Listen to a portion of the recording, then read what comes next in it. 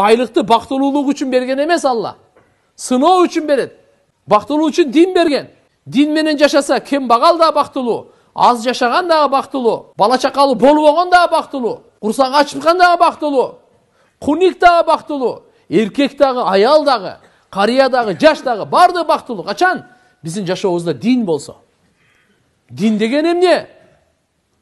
Дин деген Алла Тааланын тарабынан пайгамбарыбыз Мухаммад алейхиссалам алып келген ишенимдер, алып келген ибадаттар, алып келген кереметтүү кулк мүнөздөр, алып келген мамилелер, пайгамбарыбыз саллаллаху алейхи вассалам Алланын тарабынан алып келген жашоо тиричиликтин жолдору.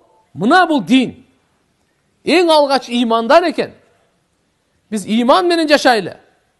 Имандуу ата болойлу, имандуу бала болойлу, имандуу бир тууган болойлу, имандуу кошуна болойлу, имандуу жетекчи болойлу, имандуу мусапыр болойлу, имандуу биздин чөйрөбүз иман менен болсун.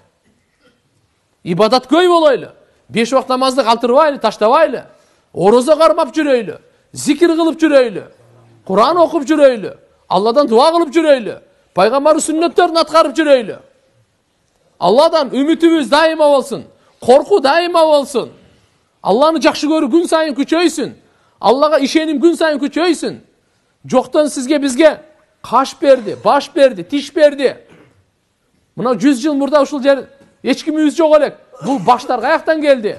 Бул көздөр каяктан келди? Бул өпкө боорлор каяктан келди? Бул жүрөктөр каяктан келди? Бул сөөктөр каяктан келди? Бул тарамыштар каяктан келди? Бул тырмак чачтар каяктан келди? Жок элек го биз.